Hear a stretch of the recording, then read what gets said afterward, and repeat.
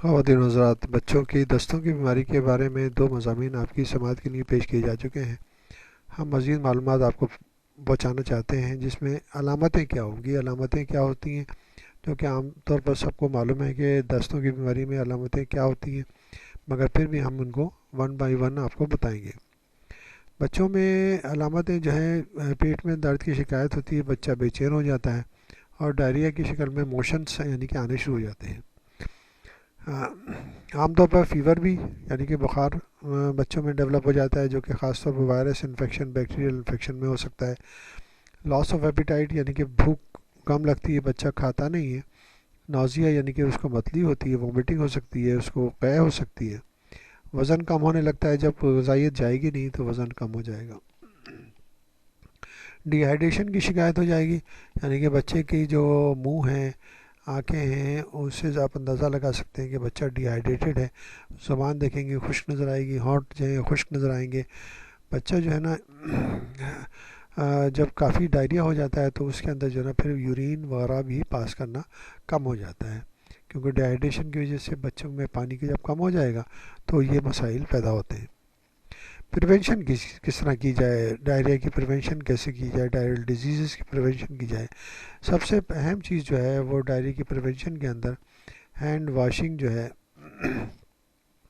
بہت ہی اہمیت رکھتی ہے۔ ہینڈ واشنگ کے بارے میں ہم مسلسل آپ کو بتا چکے ہیں کہ 70 to 80% بیماریاں جو ہیں ہاتھوں کے ذریعے پھیلتی ہیں، چاہے پیرنٹس کے ہاتھ ہوں یا بچوں کے ہاتھ ہوں یا وزٹر کے ہاتھ ہوں یا عزیز رشتہ داروں کے ہاتھ ہوں۔ کسی میں بھی اگر کوئی انفیکشن ہوگا وہ بچوں تک پہنچ کر بیماری پیدا کر سکتا ہے۔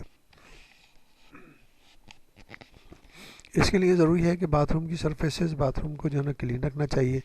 باتھ روم کے سے پہلے جو ہے سب سے اہم چیز جو ہے نا کچن کو بہت صاف ستھرا رکھنا چاہیے۔ کچن کے لیے بہت ہی اہمیت، یعنی کہ ہمارے جو کچن ہے انڈیا، پاکستان، بنگلہ دیش اور سری لنکا میں کچن جو ہیں ہمارے بہت ہی ان ہائیجینک ہوتے ہیں، اور اس میں جو ہے نا فوڈ پروڈکٹس یا نیوٹریشن وغیرہ ہر جگہ پر موجود ہوتا ہے۔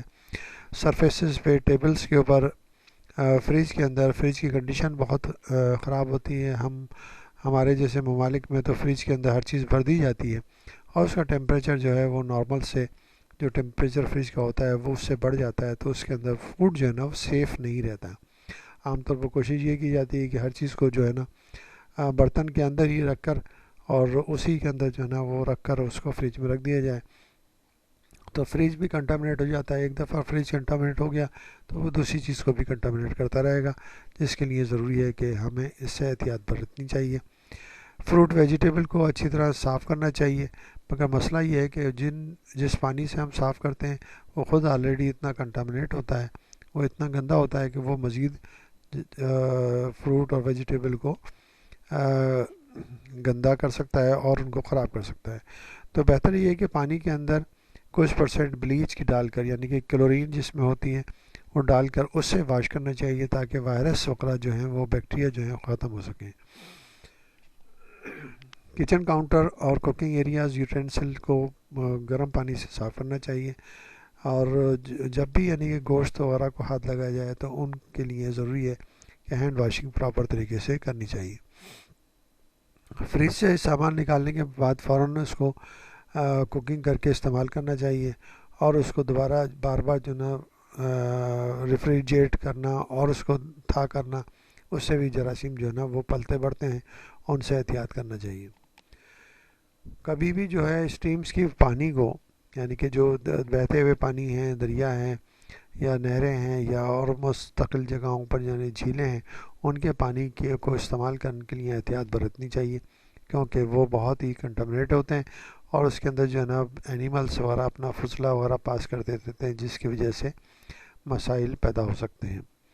گھروں میں پیٹس اگر رکھیں ہیں، پالتو جانور رکھیں ہیں، تو ان کا خیال رکھنا چاہیے کہ ان کو کس طرح جو ہے ہمیں ان سے بچوں کو بچانا ہے، اور ان کو بچاتے ہوئے ان بیماریوں سے بچنا چاہیے۔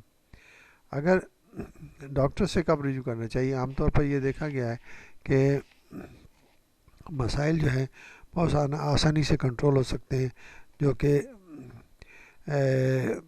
گھر کی جو